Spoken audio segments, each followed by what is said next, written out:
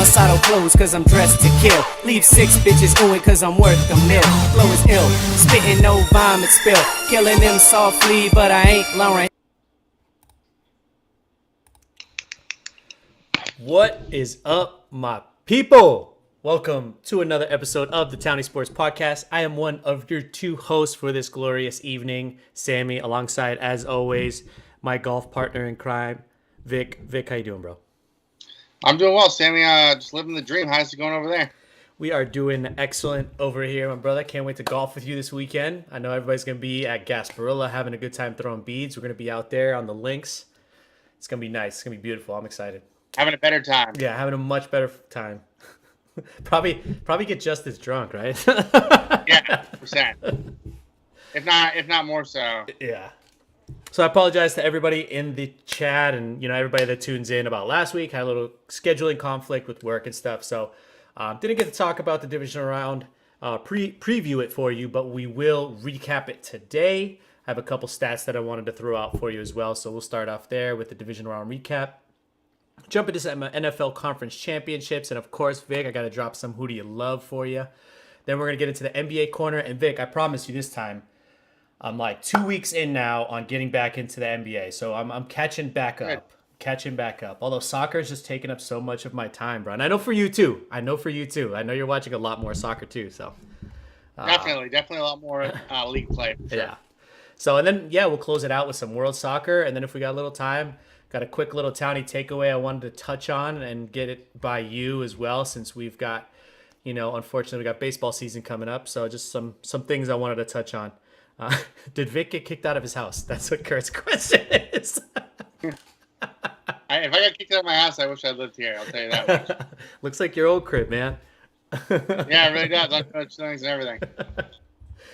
But all right, so let's get right into it. The NFL playoffs.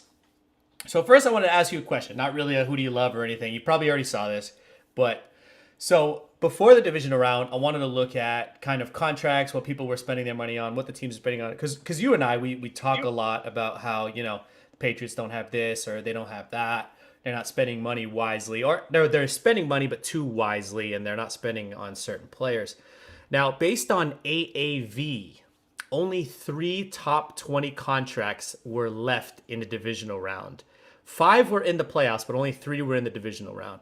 Can you name those 3 players? I think you already looked, but.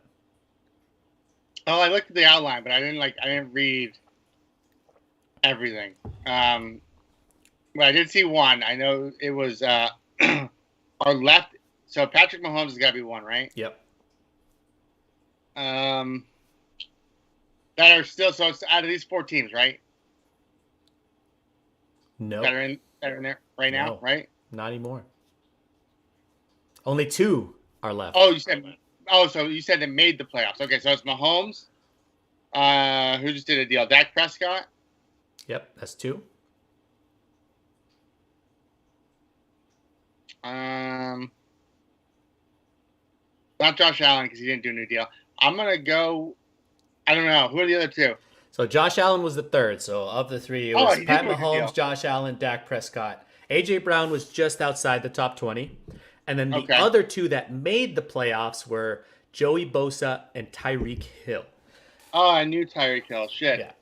So I just thought it was interesting to kind of put like a perspective on it. Obviously, the top 3 are going to be your big-time quarterbacks, although we can probably say maybe not as big-time with Dak Prescott. But yeah, with Mahomes, I mean, Josh Allen, so close, but didn't quite make it. But yeah, we still have just Pat Mahomes left of the top 20. So I guess it does go to your point that you've talked about a lot, which is you want that number 1 quarterback. That's literally what's going to get you to the promised land. Maybe a little bit on defense. You can say some things about Joey Bosa. I think the Niners had 2 guys that were in the top 30 on defense. But yeah. So quick news, Patriots bring back Bill O'Brien as offensive coordinator. I know you and I haven't really got a time to dissect that. That just happened, I believe, yesterday. So first, what were your first reactions when you heard that?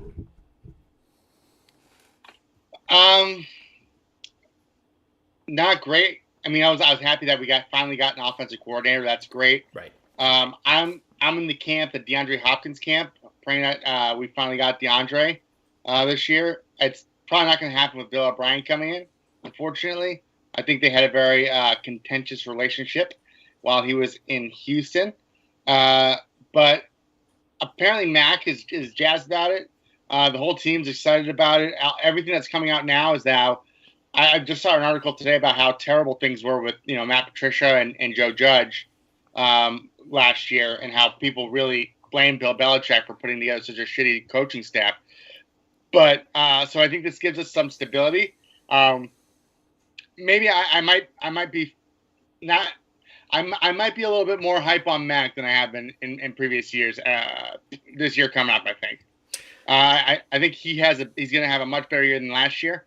But I'm not excited about it. I'm ready for the bubble screens. I know that was one of the first things you said, and I was kind of looking more into it. I mean, yeah, it's big, going to be big on the bubble screens, of course. We're going to love seeing Tyquan Thornton get hurt in week 3. Going to be a lot of RPOs, a lot of slants. So I think, yeah, to your point, I think we're going to see a little bit better of a Mac Jones, considering Bill O'Brien also was able to coach Mac Jones in college and used him successfully. I think it could really open up the defense. I mean, honestly, the bar is so low for this offense that just anything a little bit better is going to get a lot more pressure off the defense and probably make them look a lot better. And maybe we'll be able to compete. So, yeah, I'm with you. The other thing I wanted to ask this last week. So the Seattle Seahawks obviously got knocked out in the playoffs. If you're the Seattle Seahawks, are you bringing Geno Smith back? I know you were a big Geno guy this year, so. I was. So I'm going to pull up the latest mock draft that we have here, because I think Rodgers could be on the move, right? But I don't think Rodgers is going to Seattle. I saw a lot of rumblings about him possibly going to the Jets. The Jets. Yeah. I don't think that the quarterback class, other than the top 2 or 3, are that great. Mm-hmm. So I don't know if they go with one there. Now, are they able to sign? It's all about the length of the contract. If you get Geno for 2 years, 2 years, $20 million a year, is that a good deal? I mean, I don't know.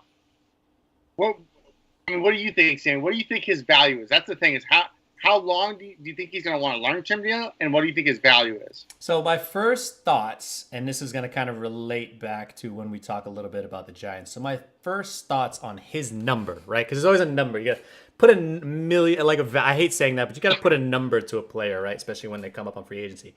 My first number that kind of instantly came into my head, I was like 28, right?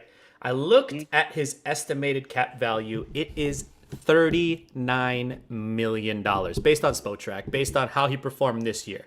But he's 33 years old, so obviously you can drop that number to maybe in the 30s, which is still, if you think about it, that's really high. Mm-hmm. But I don't know. Like, if I'm the Seahawks, I don't know if that's the number I'm willing to pay. They needed some, offensive line help. They do definitely need a little bit more defensive help. But they're in a good spot with $35 million cap space. If they can work something out as like a homer deal, as like, we gave you a shot. Because I think he was only making $1 million last year, right? I think it was like really cheap. So, but if he knows that his value's 30, if somebody comes knocking 30 mil, I mean, is he going to say no? Heck no. Well, and here's the thing to factor in as well. I forgot that Seattle has Denver's first round pick. So they actually have the fifth pick in the draft. Right. So, if a CJ Stroud or, a Bryce Young drops to them at 5, or if they could trade up possibly to get to the, to get a CJ Stroud or Bryce Young, that would be my, my bet there is go young, go with the draft. Because I can't imagine paying Geno Smith upwards of $30 million over like 4 years. And what's crazy to think is somebody is going to. I don't know that somebody will. I mean, could you franchise tag him for a year? That's probably the route I would go. Yeah. I wonder what the QB franchise tag is. It's got to be in the 30s already, right? 35. Yeah, it's got to be up there. But that's what I'm saying. Is like you franchise tag him for a year, and that way, he's kind of just a bridge. Right.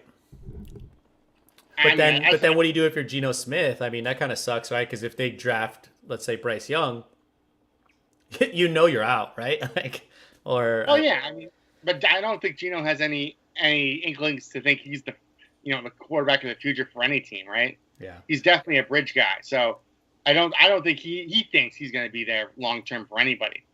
Shout out Geronimo. Oh, shout out to Geronimo.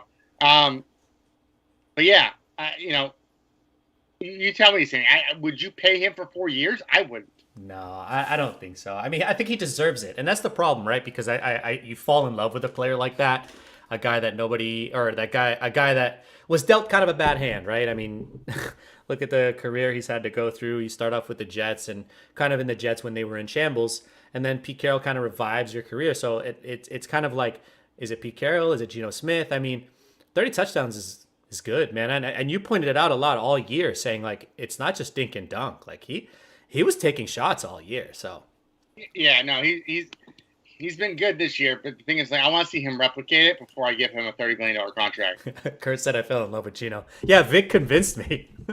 Yeah, he's good. He's good, sure. But okay.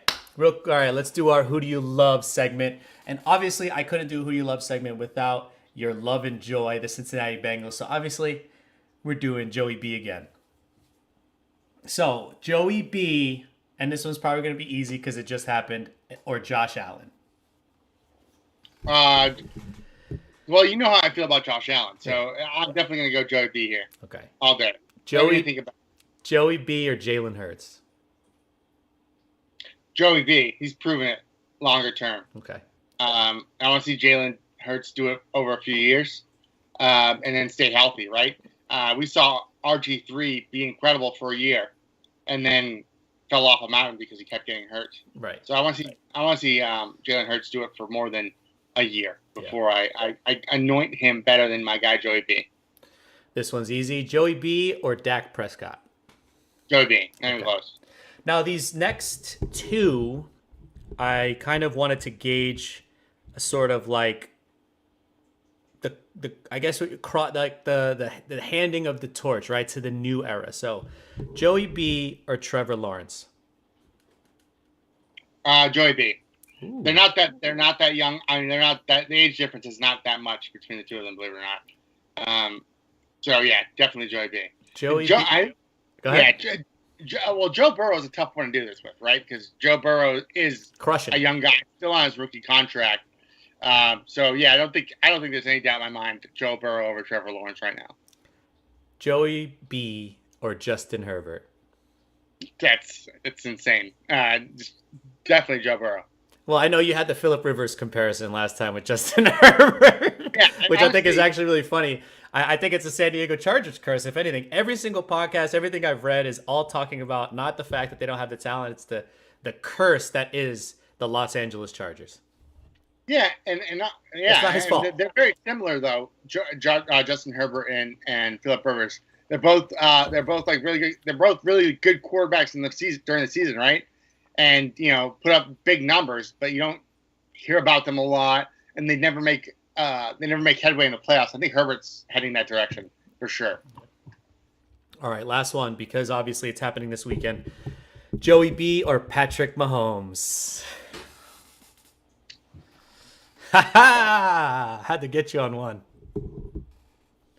I mean, I think Patrick Mahomes is the best quarterback in the league right now. So I'm going to have to go with Patrick Mahomes. I think Joey B can get to that level, but the things that Patrick Mahomes does sometimes is just, you got to give it to Patrick Mahomes here. And I love this segment because it really does put in perspective where these quarterbacks are, right? I mean, obviously he's better than a lot of those players, but maybe midseason we're saying Josh Allen. But like right now we're at a point we're saying Joey B is at that top 3 quarterback.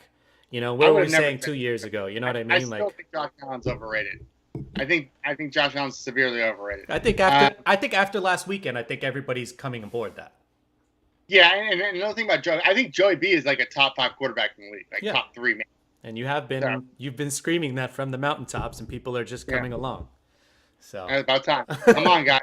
The water's warm. All right, so let's get into what happened this past weekend I'll start with the NFC because we're going to be a little bit different. Cowboys at 49ers. So as everybody already knows by this point, the 49ers were victorious 19-12. Brock Purdy pretty decent game. No mistakes and 0 turnover-worthy plays. I believe he had no picks as well. I think it was only, 19 for 24, 23 or something like that. Didn't throw a lot. Cowboys' offensive line was actually pretty good in this game, I thought. Pretty well. It was defensive battle overall. What did you see in this game, Vic? And is Dak good enough for the Cowboys to get to the next level? Or better yet, like, what does Dallas need? Like, it looked like they could make a push, but I don't know. They just always just stagnate at this point. I mean, let's not forget, Pollard went out with a severe injury early on in the game. Right. And I think that really hurt the team because their biggest strength was that two-headed monster. Of course, Dak didn't help with his 2 interceptions, but, I mean, I've seen teams overcome way worse than that. And it's not like they were completely out of it the entire game. They were still in it. I think coaching is has to do a lot with that too. But my biggest thing is, Dak going, not Dak, Tony Pollard going out early on a cart when he's averaging 3.7 yards a carry is going to kill your momentum, especially when you're relying on somebody like Zeke Elliott to carry the load for sure. Also, I didn't see Zeke spread the ball around too much. If you look at the targets here, 13 targets went to CeeDee Lamb. 10 targets went to Dalton Schultz. That's it. So 23, and how many times did he throw the ball? 23 of the 37 times Dak Prescott threw the ball, he threw it to either Dalton Schultz or CeeDee Lamb. You got to spread the ball around a little bit more than that. I mean, they are able to focus in on one guy, and then that's game over. So, you tell me what you think you saw from Dak. I don't think he's the reason why they lost, but I don't think he's a Super Bowl winning quarterback, if that makes sense. But then again, you look at like the Tampa Bay Bucks in the Tampa 2 era when they won with Brad Johnson. So I mean, you can win with Dak. I just think other pieces need to fall. Like you need to not have Tony Pollard go out in the first quarter with a knee injury, or what? He broke his leg or something? Yeah, something crazy. Yeah, I'm in agreement with you there. I don't know what it is with Dak Prescott, and I'm not going to say he's going to be on the same level as Josh Allen. I think Josh Allen does this every single year where he gets on this high, and then by the end of the season, it starts to crash. And you see the turnovers, you see teams start to exploit him and expose him, if you will. I think with Dak Prescott, and I've been saying this from last year, right? I mean, and I actually said it, I think, a few weeks ago where I said, I think Dallas has a little Amari Cooper remorse. I mean, you let your best wide receiver go. And he went to a team with no quarterback and still had 1,000 yards. And it goes to show you, yes, the team was good, but I think they were missing that. I think, like you mentioned, there was only 2 guys that he really could rely on. And without Amari Cooper there, he's not going to really trust anybody else. I definitely think Amari Cooper would have definitely helped this team. I think it would have added, I think that would have been disgusting, dude. With the year Amari Cooper had. So I don't know what the out and outs were there. But I definitely do think Dallas looks really flat once CeeDee Lamb either gets taken out or focused on. And saw it in a few games, especially that Texan game. And yeah, losing Tony Pollard so early, I definitely think I agree with you. You lose a lot of momentum there, and you can just tell that Zeke can't really carry the load that he used to. But yeah. And then you look at Michael Gallup, who was supposed to be Amari Cooper's replacement. And he doesn't really pan out. He was injured most of the season. Just coming on late. Career's been injured pretty much. Yeah, but he has the talent to be an Amari Cooper replacement. Unfortunately, it's just not clicking there. I think he's a guy that can benefit from a change of scenery. But we'll see with the Cowboys. I don't think they have it now. But maybe they go off in the offseason reload. I think the biggest area of concern for them is actually their secondary. I know a lot of people love Trayvon Diggs. I think he might be one of the most overrated cornerbacks in the league. Guy gets burned so much, and he makes an amazing interception, one out of every 30 times he gets burned. So I think they need some help on that in that secondary for sure. Yeah, I agree with you. I think he's a really explosive defensive back. But I think he takes a lot of risk, and that's where, he'd be like an athlete that Bill Belichick would. I hate bringing it back to Patriots. Bill Belichick would like bring on and then like cut immediately because he's not just focusing on the play. He just wants to make a play for himself. He's a very selfish defensive back, and I agree with you. I think he's very overrated, even though everybody loves him. But yeah, but all right. So the second game,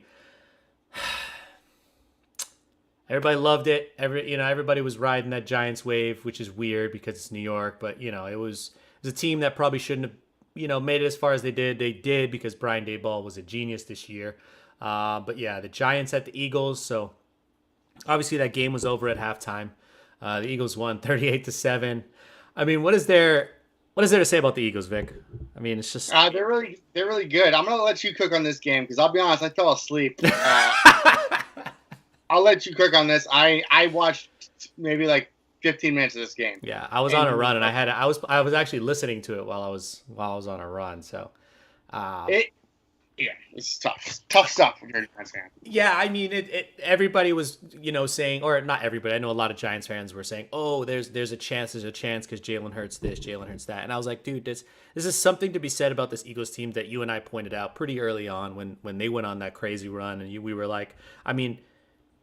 There's nothing that offense can't do. And it's a combination of the coaching staff making calls at the right time, coaching staffs exploiting defenses, whatever the defense is going to give them, and obviously Jalen Hurts' decision-making on knowing what plays to make. And it showed in that Giants game. They were 100% prepared for whatever the Giants were going to throw at them.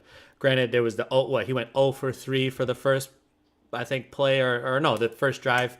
That was the Giants, sorry. The Giants went 0 for 3 on the first drive. But Jalen Hurts went straight down the field, straight to A.J. Brown. It was like a 48-yard catch. And I was like, oh, God, here we go. Here we go. RPOs, they can run the ball. Miles Sanders, resurgent year. I mean, I just – and that defense is very good. Hassan Riddick, another great game that he had. James Bradbury has been great all playoffs. You don't even have to mention the other cornerback on the other side, Darius Slay. I mean – yeah, just an absolute monster. I'm super, super excited that we're getting this matchup in the NFC Championship game. Sometimes you look at games and you're like, oh, one side is better than the other, but I'm actually really, really excited for this game. What do you think about this NFC Championship game? This is gonna be a good one. I don't buy into the Brock Purdy hype. I really don't. What am I kidding? Yeah, I do. I love this shit. I wanted to go on the other side and be a contrarian, but I can't. I can't. He was Mr. Irrelevant, and now he has the chance to be in the Super Bowl. All signs are pointing towards the Eagles, and I think that the Eagles are the better team. But crazy things happen in the playoffs, man, and I'm gonna take the 49ers. Yeah. Real quick though, before we break down that game with the beans and all that. What is next for the New York Giants? So again, we talked about Geno Smith earlier. Daniel Jones and Saquon Barkley are both free agents. And I know you mentioned potentially for the Seahawks to franchise tag Geno. Now for the Giants, because you can only franchise tag one guy. And obviously these are two guys that are pretty important to your team, right? I mean, questionable with Daniel Jones, but unless you have a replacement, you got to keep your quarterback that brought you to a playoff game, or that didn't lose you a playoff game. Or do you franchise Saquon Barkley? No, I don't think you franchise Daniel Jones at all. And there's no universe where I can imagine paying Daniel Jones $38 million a year or whatever franchise tag is for quarterbacks. If you have to franchise tag Saquon, I would just try and sign Saquon to a long-term deal.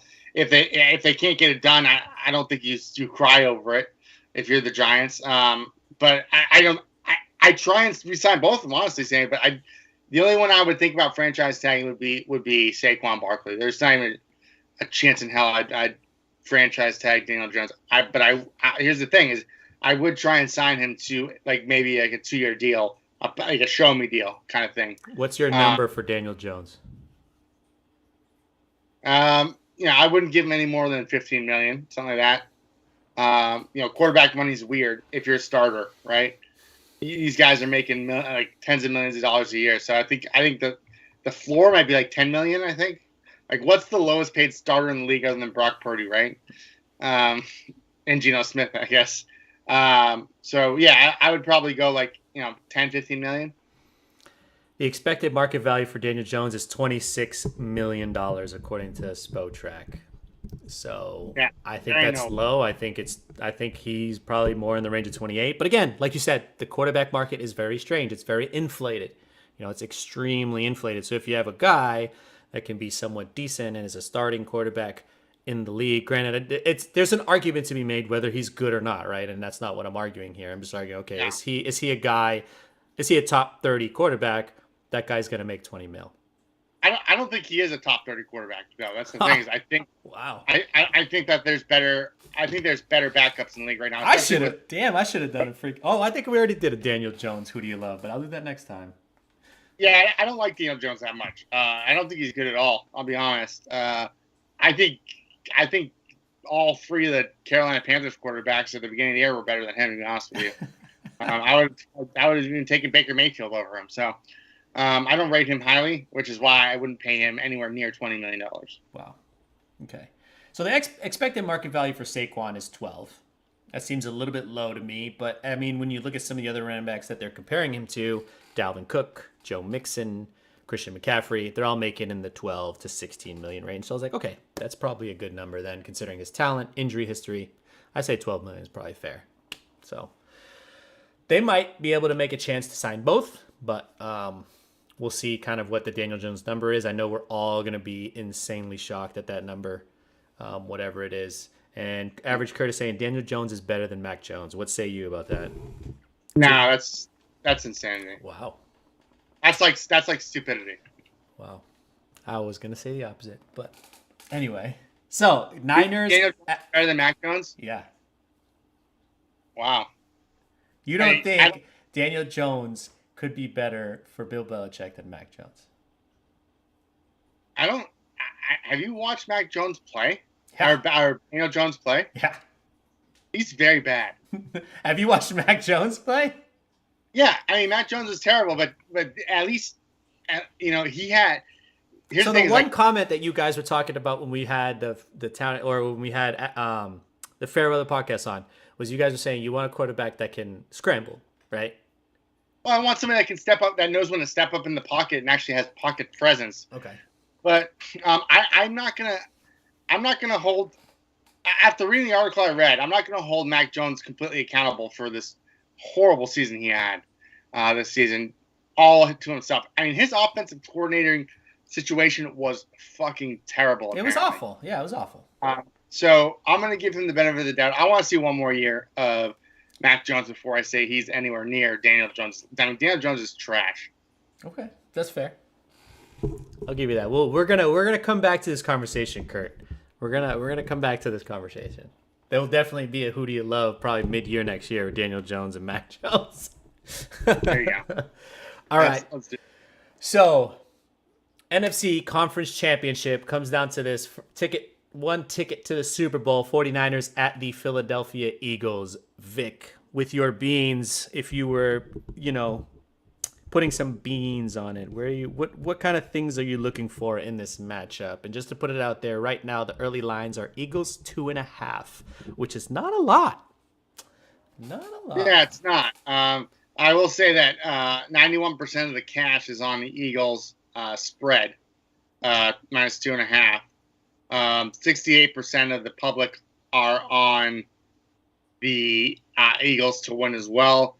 I actually am going to do the same thing I did last week. You going to fade them? I'm going to fade the public. I'm going to take the Niners plus 2.5.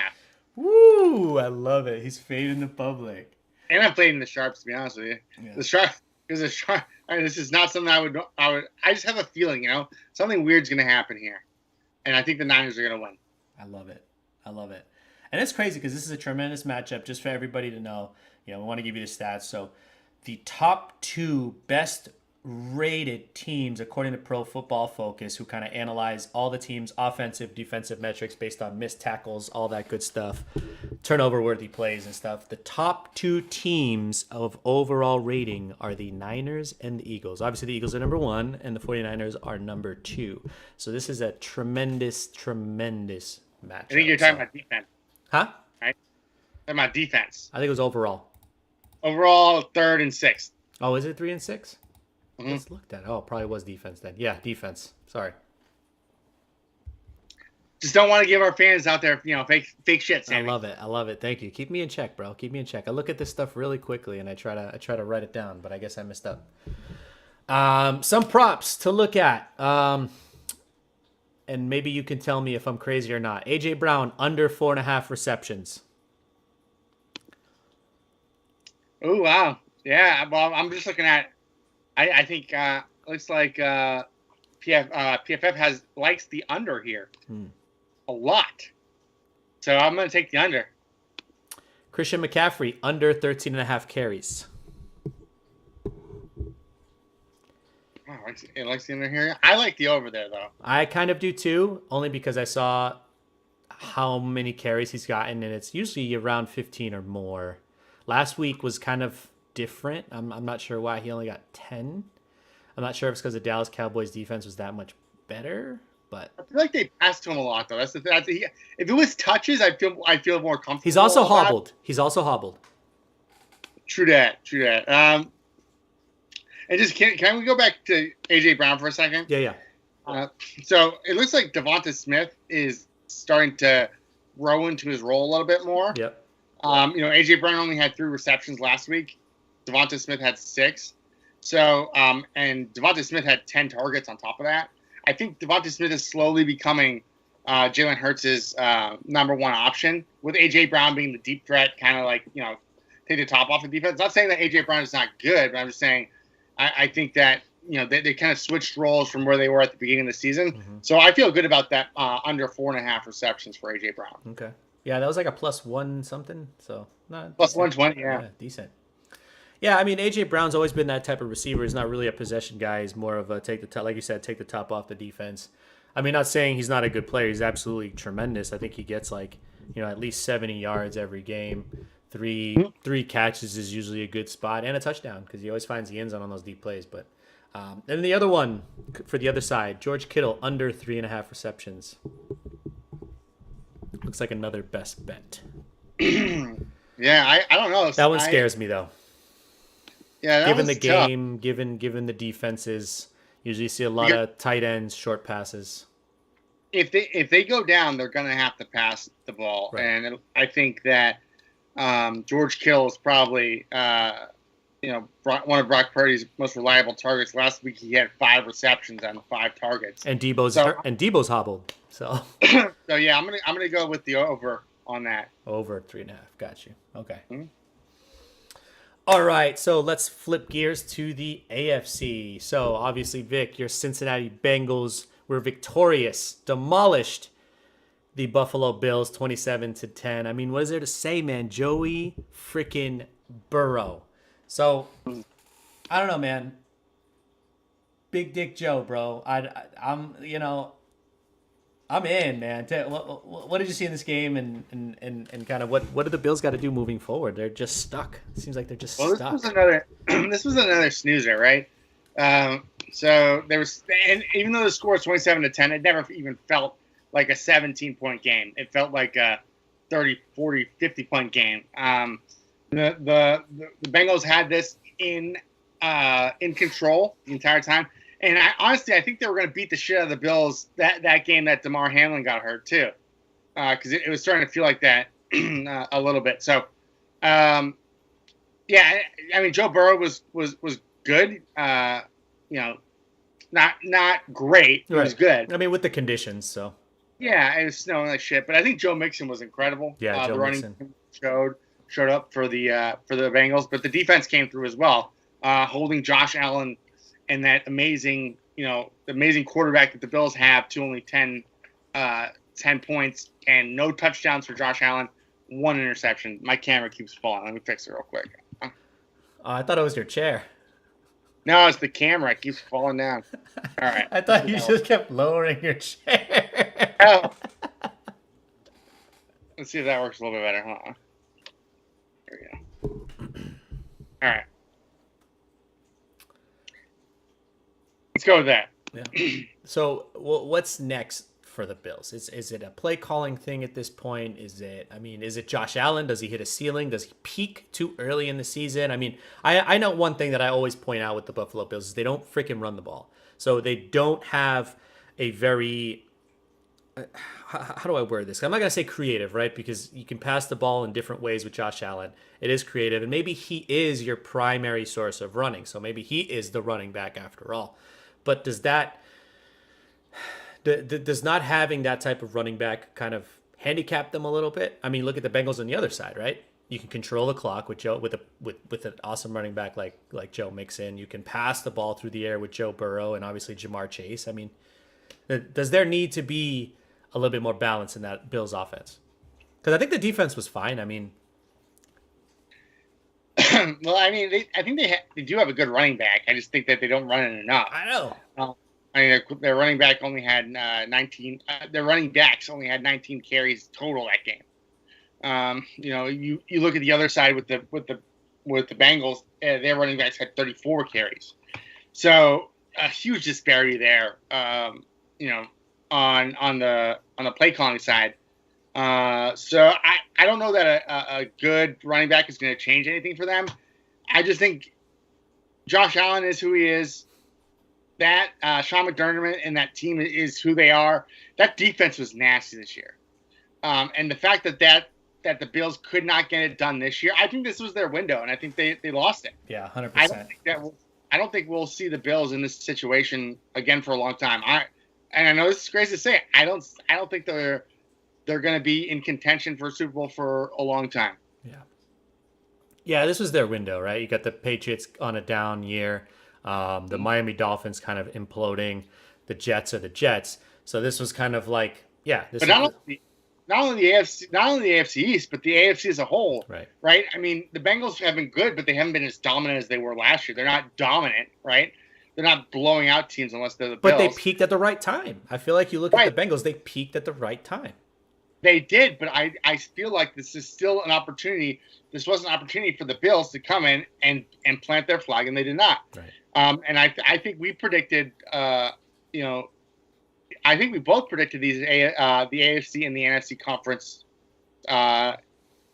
correctly, to be honest with you. So I knew we were going to be here because I knew the. Oh no, I had the Bills, so I was. You did? Okay. I was on the Bills wagon. You were on the Bengals. I'm going to rubber stamp that the Bills are frauds. I like it. I like it a lot.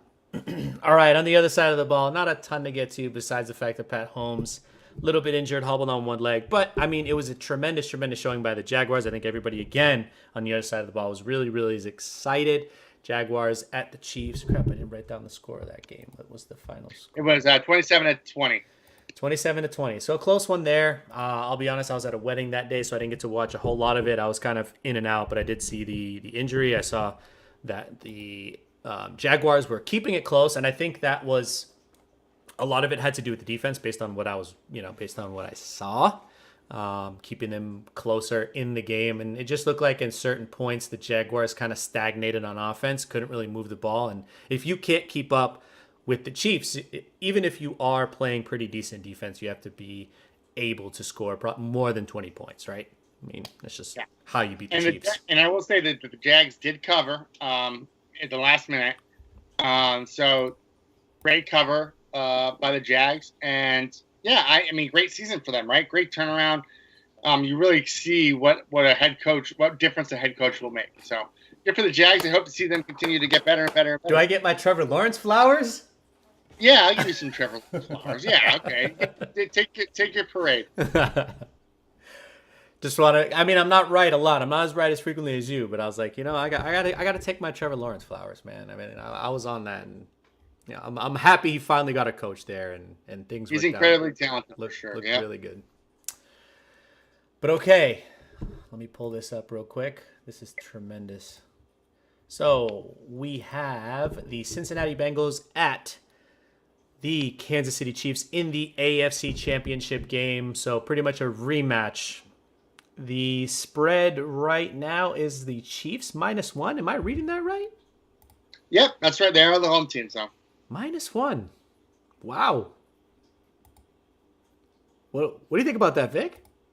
Well, I mean, it makes sense. They I think they played each other this year, right? No, they didn't. Look at all the tickets.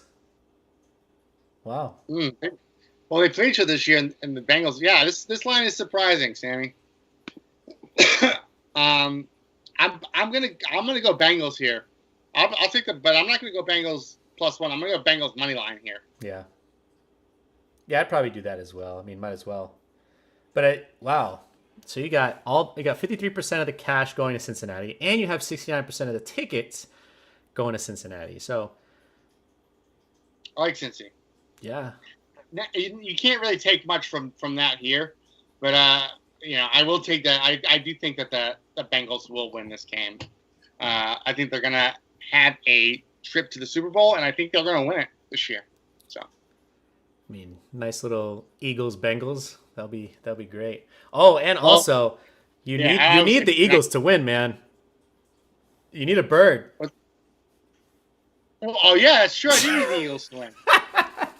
They did say a bird would be in. You did. You did. You know what? Yeah, no, I did. You know what? I will. You know, I'm going back. Rewind. I think that Brock Purdy goes into Philadelphia and just gets fucking rattled, and ends up shitting the bed. And next thing you know, we got an Eagles Bengals Super Bowl. Quick shout out to Kurt. He did call the Jags on our preview show, so I will give him that kudos. And he also obviously is our resident Lions fan, and they were a very fun team to watch this year. They were like one of those, what do you call them? Your league pass team, fun league pass team to watch. They definitely need a quarterback, but we'll see. Yeah.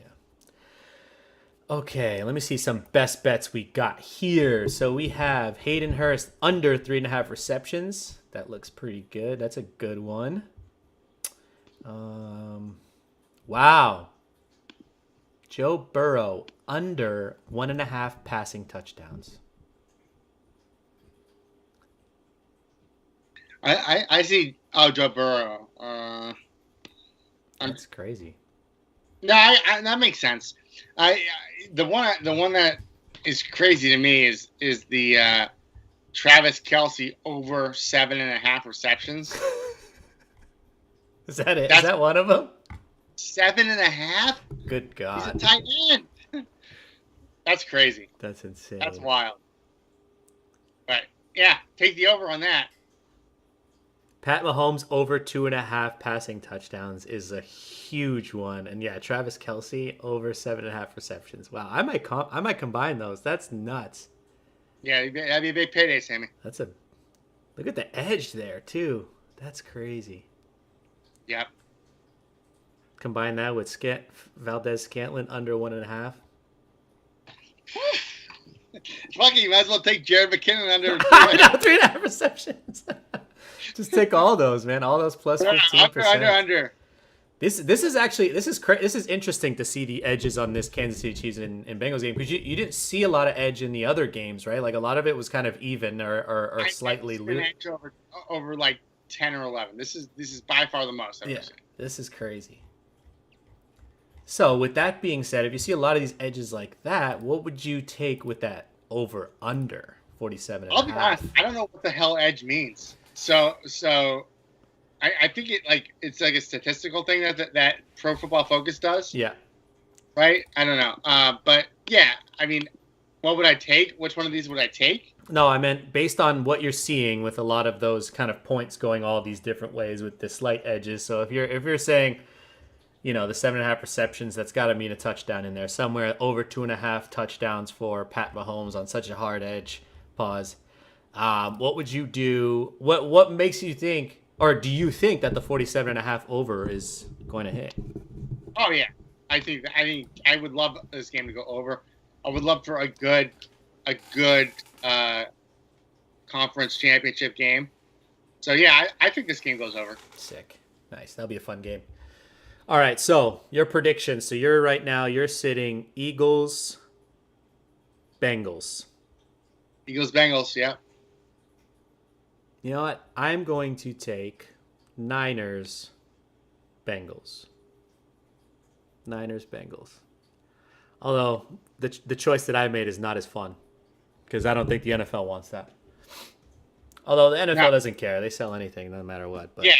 It's a holiday. Anything else you want to get to on the NFL that maybe I missed or skimmed over, Vic? No, we nailed it. I thought so too. I love when the NFL starts to die down because then we can finally get into the nitty gritty of the NBA. So here's your NBA corner. This is the last time the NBA is going to be in a corner. Nobody puts baby in the corner. The last time NBA gets a corner. Now we're going to be full throttle NBA and soccer, and MLB will maybe get a corner. But all right, Vic, real quick, we'll start with the Eastern Conference, of course, and with the Boston Celtics, 8-2 in the last 10, dropped the last 2 road games, Orlando and Miami. Sitting at 35-14, 3 games up on the 76ers. So on your mind right now, what is next for the Boston Celtics? Are you in panic mode? Are you, not panic mode, right? Because I don't want to sound like a typical Boston fan, like, we lost 2, like, we fucking suck, like, fire everybody. But at the same time, there are things that, probably us as NBA fans and us as obvious Celtics fans that we can point out because we watch the games more frequently. Obviously, you more than me. I'm getting back into it in the last 2 weeks. But what is on your mind right now with the Boston Celtics? What are some kind of urgencies that you see that maybe they can address? Nothing has changed for me. Still business as usual. The Celtics still struggle against big teams without Robert Williams in the lineup. So we saw that with the Cleveland Cavaliers early on in the season. We saw that with the Magic just now. And as far as the Miami loss, that's as scheduled a loss as you can ever get.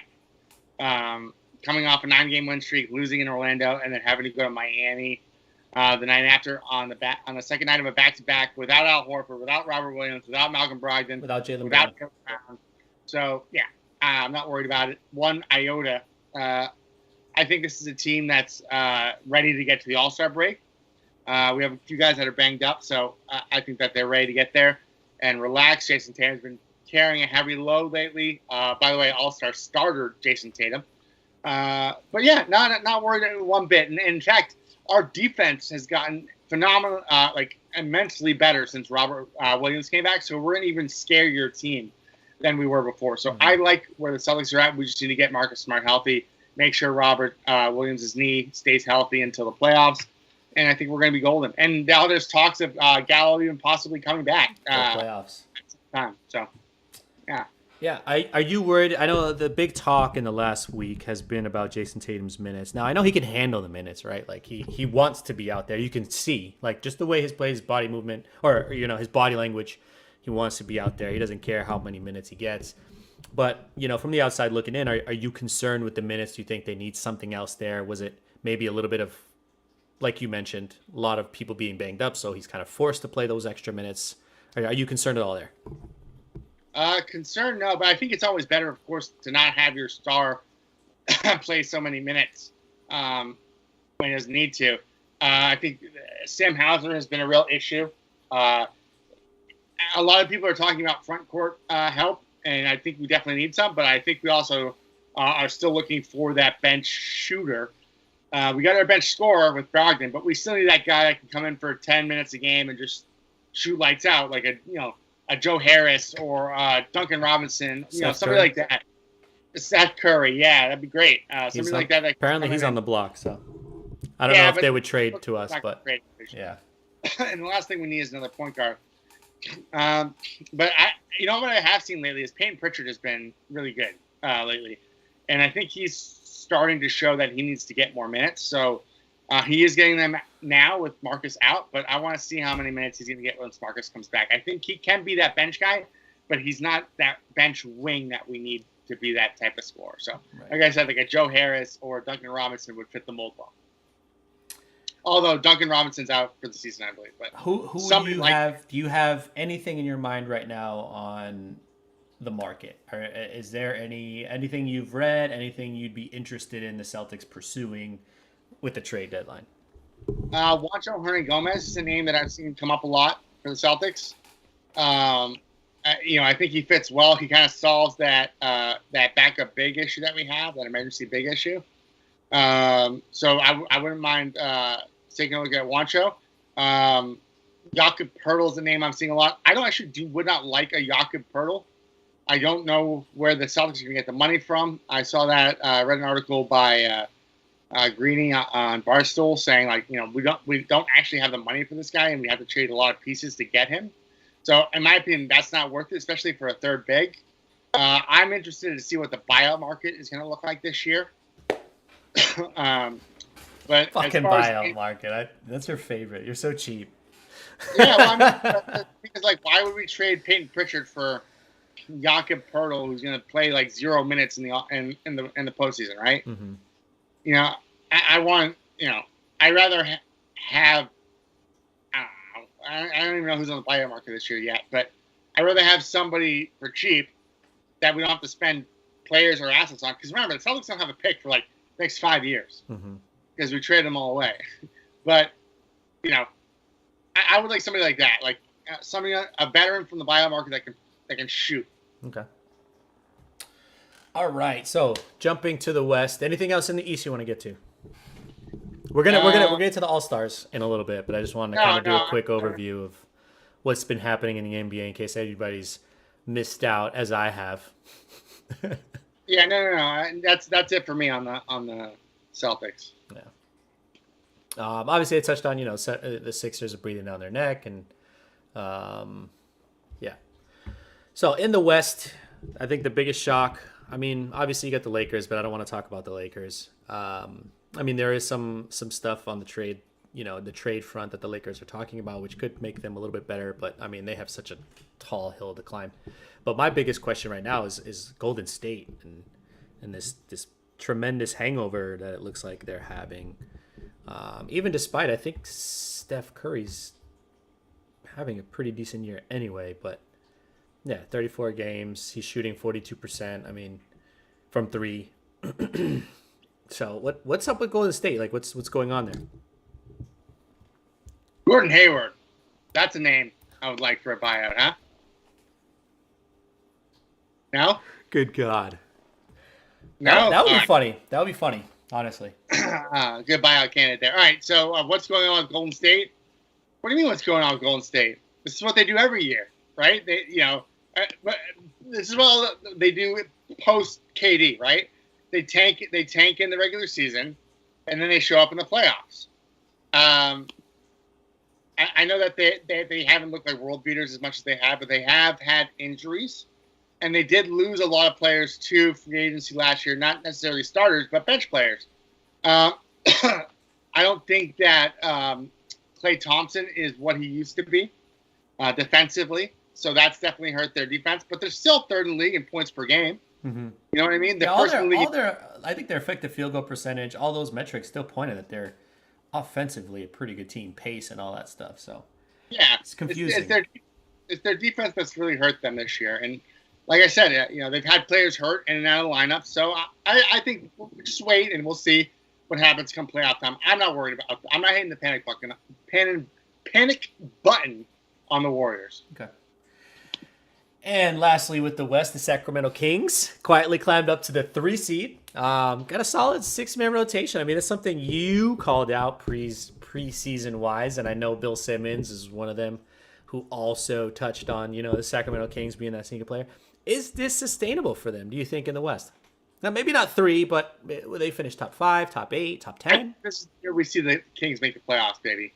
100%. The West is not as strong as it once was. Right. So I definitely think this is the year that they make the playoffs. This is definitely a team that I feel like can make the playoffs. They're tied for first in the league in points per game with the Warriors. They're third in the league in assist percentage. And like you said, they've got a good lineup here. Lots of Kentucky guys. De'Aaron Fox gets a lot of shit, but he can ball. He's like a Costco version of John Morant. You know what I mean? Mm-hmm. Kevin Huerter has made a huge difference, in my opinion, and Domantas Sabonis. Mm-hmm. So those are 3 guys there that Keegan Murray can play too. He's finally getting a little bit more minutes. 100%. I think this is a team that's definitely gotten better as the year's gone on. So I am all in on the Kings. Like I said, League Pass team. League Pass team. What's that? League pass team for sure. Oh, they've always been a lead pass team. If you're if you can't sleep late at night, yeah, you toss on the Kings game, have to fall asleep. But yeah, Darren Fox 23 points per game, Domantas Sabonis 18 points per game, Kevin Huerter 15 points per game, and this guy does not go away. Harrison Barnes. I know, dude. And can we talk about the Malik Monk resurgence as well? That's what Bill Simmons has wanted his whole life. The Malik Monk, yeah. I wanted him for the Celtics like 2 years ago. Yeah. Been great. Yeah. But all right, so obviously the All-Star starters were just announced, I believe, an hour ago. So before we touch on who got announced, I wanted to first talk about who we thought would make it. Like if we had one of the media votes. So we'll start with the East. I think we talked about this on our podcast 2 weeks ago, or it was on the Fairweather podcast we talked about and this. I think we nailed every single one. I think we did. So what was your East 5? This exact 5, the exact starters. So Donovan Mitchell, Kyrie Irving, Jason Tatum, Giannis Antetokounmpo, and Kevin Durant. Okay. I missed one. I said Joel Embiid, but I got 3 or 4.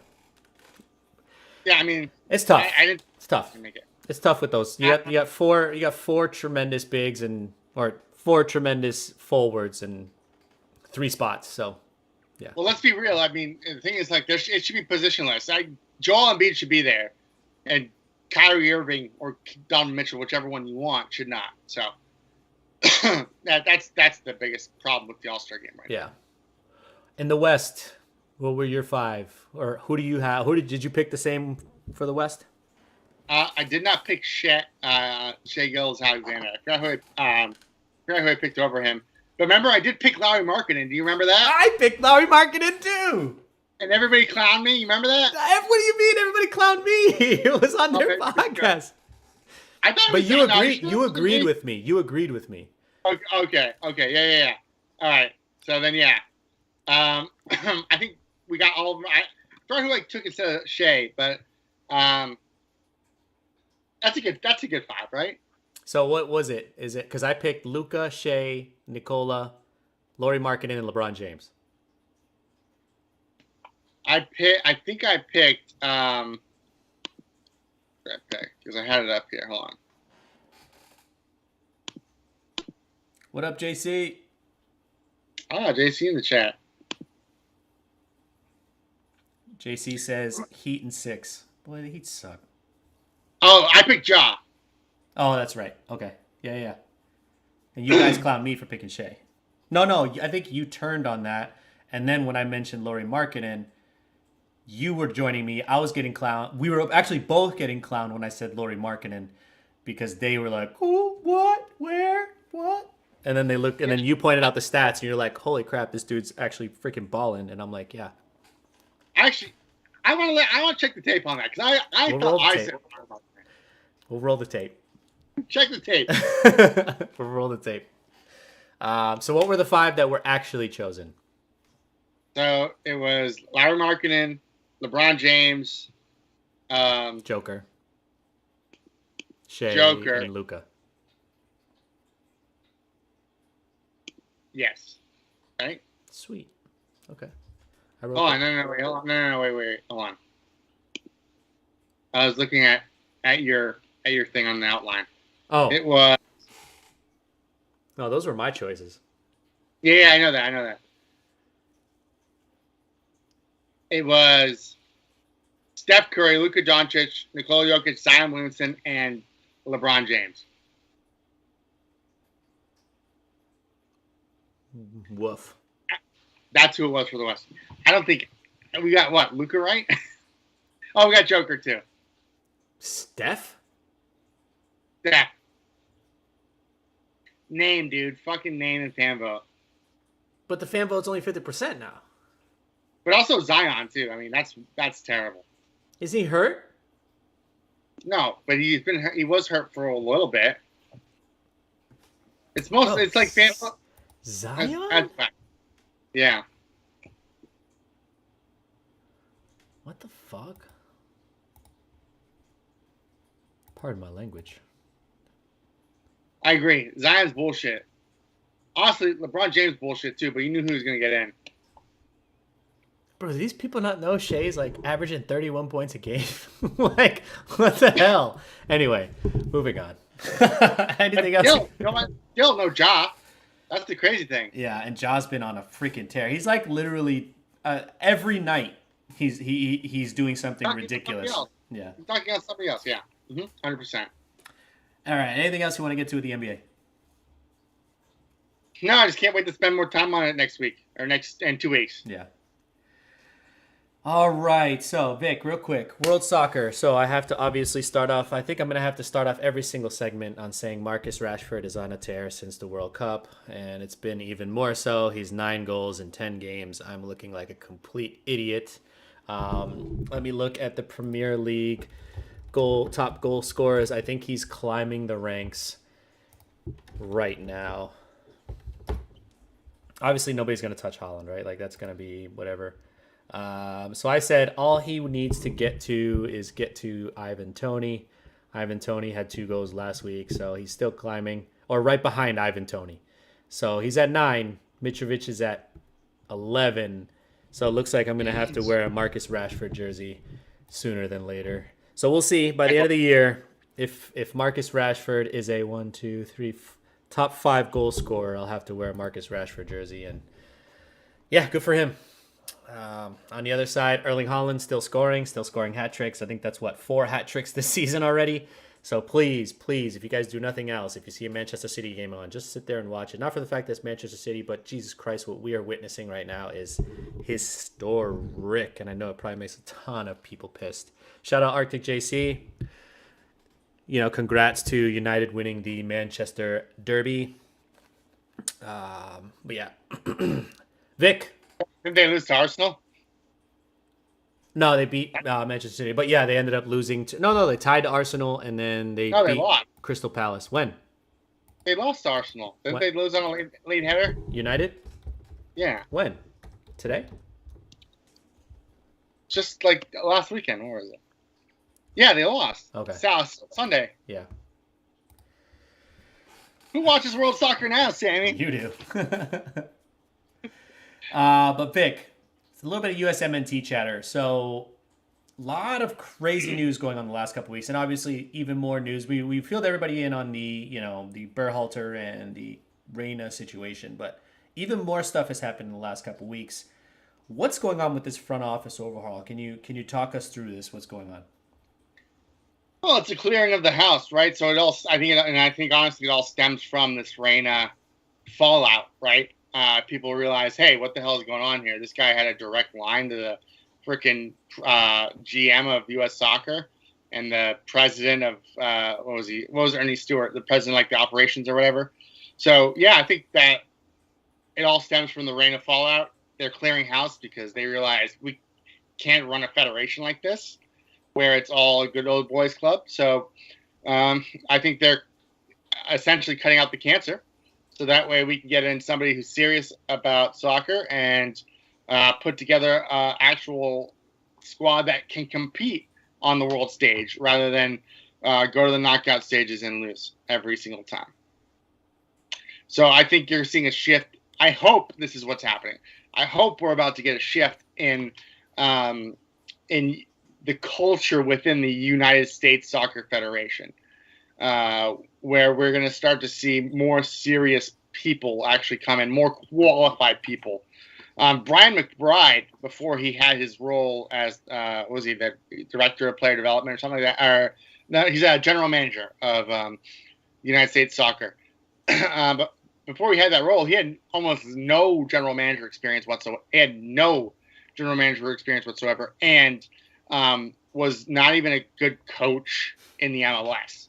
Similar to Berhalter, where Berhalter's top finish in the MLS was like 12th. And then he went to the Swedish league and got fired because his offense was not creative enough. So hopefully we're going to see the ending of hiring guys like these guys and start hiring actual professionals. Mm-hmm. Yeah. So pretty much kind of going along the same USMNT route. Talk to me about Leeds, man. Some big news just happened recently. Obviously, it has, it's not super official. The pen hasn't been donned, but there was an agreement in place. Talk me through what happened. So Weston McKennie and Leeds United have agreed on personal terms for McKennie to join Leeds United. Now that's all that's left for Leeds is to secure a transfer fee with Juventus, which I'm told they have upped from their previous bid from 28 to 30, because Arsenal had come in at the last minute and decided to outbid that 28 with their own 30. So now both clubs are at 30, but Leeds is with incentives, and I think Leeds might be the preferred destination at this point for Weston McKennie, because he will be an everyday starter. He will be with his buddy Tyler Adams and his and a coach he knows well in Jesse Marsch. So yeah, I think that this could be a big thing for the USMNT, but it is. I would have much rather him gone to an Arsenal, where he could have developed more as a player, and he had to fight for his starting position, because it feels like to me Weston McKennie is one of those players that is a talented player but needs to be pushed. So I hope the best for him, and I really hope that Leeds does not get relegated, because if he does, we have 3 players from the United States who are going to be playing in the English Championship next year. So that's not great. Freaking crazy, though. That's crazy. Yeah. That's insane. And I think it's important just to mention, if this happens, Leeds stays in the Premier League, you're going to have a team in the Premier League with an entire midfield of USMNT players, which is just absolutely unheard of, and it's something that all just Americans should be proud of. Even if you don't really watch soccer, you should just know that, one of the sports that we have not, quote unquote, dominated, we're making the right strides, in a sense. Yeah, I think so. And to be honest, I saw a funny meme. It was like Jesse Marsch's face on Thanos's, putting the jewels, and like McKennie, and then like the meme was like Anthony Robinson when Jesse Marsch signs Christian Pulisic this summer. Yeah, that would be awesome. And there's a lot of Chelsea fans that want him out, not for the simple fact that he sucks, but they don't want to see him rot at Chelsea. So it's quite the opposite. He does not suck. He's actually very good. Very good. And he's been very good for Chelsea. He's another one that needs a push. Injuries have plagued him. That too. They have plagued him. He had like one of the highest expected goal percentages in the Premier League for a while, and also highest chances created in the Premier League for a while as well. He's actually being linked to AC Milan at this moment. Money, bro. But not only that, he's injured currently. So, and the injury might be for a while. So, I don't see him making a move in January. He will not be with Chelsea at the beginning of next season next year. That is for certain. You can book that, yeah. And if you hear any news about AC Milan or Inter Milan or trying to buy anybody, they're broke. They're freaking broke. So I'm just putting it out there for you. Always take those like little rumors with a grain of salt, because AC Milan is fucking broke. Well, and that's the conversation that we were having in our chat, where I was saying that the EPL is becoming like the NBA of European soccer, where eventually these other leagues, are becoming, I don't want to say obsolete, but becoming lesser leagues. There was a time where the Juves and Juves, Romas, Palermo, like those teams were still good, but now the Premier League, from top to bottom, there's great talent in the Premier League. A lot of money from top to bottom. There's no bottom beaters anymore, except for maybe a few teams, but it's getting to a point where I saw somebody posted that Newcastle United and Brentford had both spent more money this year than Real Madrid and Barcelona in transfer money. Mm-hmm. So that's just showing Newcastle just got Saudi owners. So yeah, I mean, and people are going to, I'm telling you right now, they're going to start spending money in this league. The EPL is going to become like, it's going to be like the NBA, and then all the other leagues are going to be like Eurobasket. You know what I mean? So Which to me, I think is a little unfortunate because there's only 11 slots per team, right? You're going to have 22 guys. And I guess I'm speaking from experience, right? With Ziyech, like I see him, like, not that he sucks, but it's like, you're just the 12th man, right? Like you're the 12th guy because they have 3 other, midfielders. And granted, with Chelsea, like for the Chelsea situation, everybody's hurt. So now Ziyech is getting a chance. Now people love him again. And it's like, yeah, but he wants to start, and he knows when Conte comes back, when all these other guys, when Sterling comes back, he's going to be put right back on the bench because Graham Potter's a fucking idiot. So yeah, I mean, it just sucks. There's no place for him because Chelsea keeps spending money on midfielders, and I saw that they're still looking for midfielders, which is crazy to me. Well, because I think they're afraid Conte's not going to be back, so I think they're looking for holding guys. They're not looking for wingers, and I think what I did read was the Ziyech and Mudryk connection is like really convincing Graham Potter to keep that lineup because Mudryk is looking like he's going to be disgusting, and the fact that you have a guy that can feed him, that plays like the same, that's looking for him and trying to get him involved in plays, and obviously is a great playmaker, is going to help. So, but obviously having Noni Madueke, they just signed 2, who's another winger, so that kind of sucks as well. So yeah, that was another thing I was going to touch on. Chelsea wrecked by the injury bug, but it doesn't stop their owners from literally buying every single player, which is crazy. And again, unheard of, in a winter transfer window, they've signed 5 players. And that's not just them. There's a lot of other teams that are signing, 1 to 2 players. But I mean, 5 players in one window for one team is bananas. Yeah, and American owners too, which is pretty interesting as well. Yeah, I'll send it to you. There's like a not gridiron. It's not gridiron hearts, but it's a soccer version of it. Yeah, I saw it. Did you see that one? Yeah. That guy's just following Fabrizio Romano and just signing everybody that Fabrizio Romano talks about. That's so funny. All right, anything else you wanted to get to with soccer, Vic? Yeah, but you absolutely hit the nail on the head there. Mudryk is incredible. Yeah, he's nasty. But all right, a Townie takeaway is on the state of the Boston Red Sox. So I'm going to start with a little blurb, Vic, and I want you to chime in whenever you feel the need. So I wrote this. I was in my feels a little bit, and I was like, let me write it down. So I said, it's really sad that it took this long to get a deal finalized with Rafael Devers. And to me, it comes at no surprise that it looked like it coincidentally happened after John Henry was booed at Fenway Park during the Winter Classic. Obviously, this is a little bit dated. Obviously, we just yesterday or 2 days ago, what was it? No, it was this past weekend with the winter weekend. Obviously, Kyle Bloom and the owners were all booed. But anyway, so just continuous boos for the ownership. So the fans are there. The fans are pissed. They know. It's not just us. So in my opinion, I thought it was a Band-Aid to the fans. Like, granted, it was a Band-Aid over a gaping bullet wound, meaning that the damage was so ferocious you had no choice but to at least put a Band-Aid on it to stop the bleeding, or you would die instantly, meaning they would probably lose a lot of fans if that was the last. I feel like for everybody, tell me if I'm wrong, Vic, that would have been the last straw if Rafi was gone. 100%, right? Like, it's not just us. Like, it would have been the final straw. I think right now we're still kind of teetering the line. Like, yeah, we're kind of like, okay, we're still Red Sox fans, but we're kind of like, 1 foot out the door almost, I mean, we're not going to be, anyway, I'll continue. Because let's all be serious here. If Rafi left, this is what I said, is pretty much the last straw for every single Red Sox fan, even the ones who reside in Boston. So they would probably lose a lot of sales, lose a lot of people. You'll still get the people that want to show up just because it's Fenway Park, blah, blah, blah, blah, blah. Anyway, since Kyle Bloom has been in Boston, I watched our Red Sox game with arguably one of the 3 best players in baseball, Mookie Betts, another all-star caliber outfielder in Andrew Benintendi, and then just this past year, we could not get a deal done to keep Xander Bogaerts, despite knowing he wanted to be a Red Sox for life. When you hear that, it absolutely breaks your heart.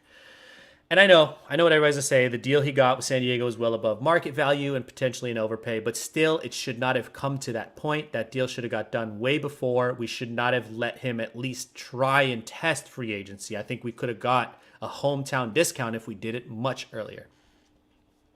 Now, don't get me wrong. I don't want to sit here and sound like I'm like this homer who wants to bitch about stuff. I was excited when the Rafi news. We were both, right? Like we talked to each other about it. We were both super, super excited. But for the next 11 years. But more than that, I was shocked. And even worse, I was confused. And I think the biggest thing that I'm confused about is I just don't know what the direction of this team is. I've lost any hope in anything. I mean, I know one of the big things that Chaim Bloom wanted to do this winter weekend was to be transparent, and I don't think he did that. I don't think he portrayed any. I mean, you look at all these moves, and you just are extremely, extremely confused. And you try your best, right? You try your best to be positive. I know there's nothing we can do with Chris Sale. I mean, that's just, dead money, whatever. You get what you get. I mean, then we hear, right? I mean, I wrote this a couple weeks ago. Then you hear Trevor Story has to get surgery. And it's just like, oh my God, like it's just. And then we sign, Justin Turner, who's 50 years old. I mean, granted, I think Justin Turner is going to be good for Rafael Devers. A little bit excited about this Japanese guy in left field. Adam Duvall, another 38-year-old guy that we're throwing in center field. Okay, but it's just, I don't know. It's just exhausting. It feels like another bridge year, and I just don't see any plan forward, and it just really fucking sucks. Yeah, it's like that bridge that goes over the ocean. It's going to keep going. Like, it just, to me, it feels like Marcelo Meyer is like our savior, right? Like, we're just pushing everything back for Chaim Bloom, right? Because that's Chaim Bloom's draft pick.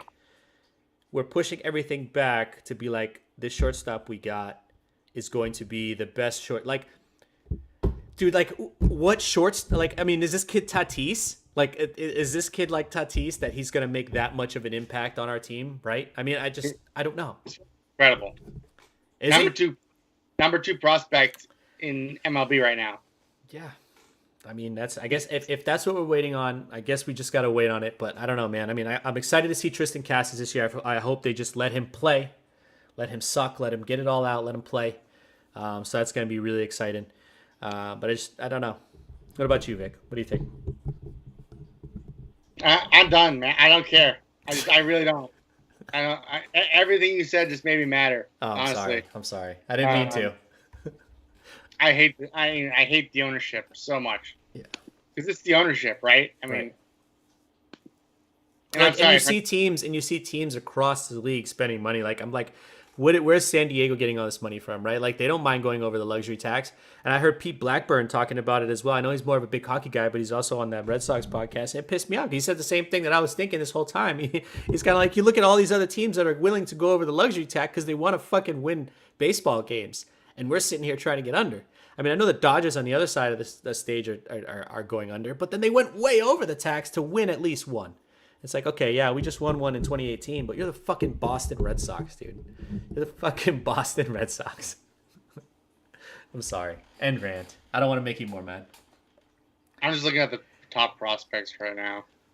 You know how many of the top 100 prospects do you think the Red Sox have? 2. We have 3. And one, and we have 4, but one is Tristan Cassis, and obviously he's a major leaguer now. Yeah. Who the fuck is Ceddanne Rafaela? No idea. Apparently he played in the MLB last year. Like, for us. I don't know. Yes, Ceddanne Rafaela. He's numbered 86. And then Miguel Bleis. Yeah. So, I don't know. I'm excited to talk about baseball, but just not about the Red Sox, because I think there's a lot of fun stuff coming in baseball this year. I think the Padres are going to be really interesting.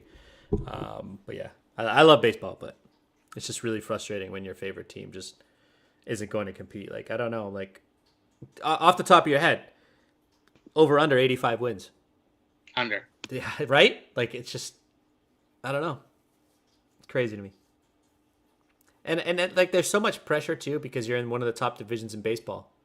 Consistently one of the top divisions in baseball. You have to compete every year. You have to make moves, and we don't. I'm so bummed out right now. Sorry. Anything else you want to touch on before we sign out, Vic? No, let's just see how the Celtics are doing real quick before we leave. All right, do it up. Let's make ourselves happy, man. I'm so bummed out. And they're fucking losing by 11. Let's get out. Let's go. Okay, let's. Thank you, everybody, for tuning into Townie Sports. Thank you, Average Kurt, for always being a G. Arctic JC, fuck United. Obviously, shout out to Geronimo, shout out to Anthony, everybody in the chat, everybody listening, everybody that's listening to us after the live show, because I know sometimes people have things to do Thursday night. But we also want to welcome to a lot of you new to the home of sports. We're going to be giving you so much more great content and even more clips of all news and stats in the world of sports. Thank you for joining us on this journey. Remember to like and subscribe to the video. Like and subscribe. Hit the like button, subscribe button. Grab your girlfriend's phone, hit the like and subscribe. Or grab your boyfriend's phone, hit the like and subscribe. That way it helps the YouTube algorithm. We can get more viewers, more fans, and we can grow our channel to even new and greater heights. So like and subscribe. Don't forget to check out our Instagram page at Townie_sports, where we'll give you news on when we're dropping new clips, new videos, new podcasts, all that good stuff, as well as our TikTok page at Townie Sports Pod, all one word. Got the mini clips, got the highlights, got the crazy Vic takes, as everybody loves them. Anything else? What did I miss, Vic? You got everything, man. Nailed it. Got everything. So I am your host, Sammy, alongside the great Vic, and we are Townie Sports. We'll see y'all next week. Hey, swag so mean, hey, swagger on 100. We keep it real, dog. Nah, we ain't never fronted. You know my whole cap G clan stay blunted. My toes stay bruised, cause I'm running to the money. Swag so mean, swagger on 100. We keep it real, dog. Nah, we ain't never fronted. You know my whole cap G clan stay blunted. My toes stay bruised, cause I'm running to the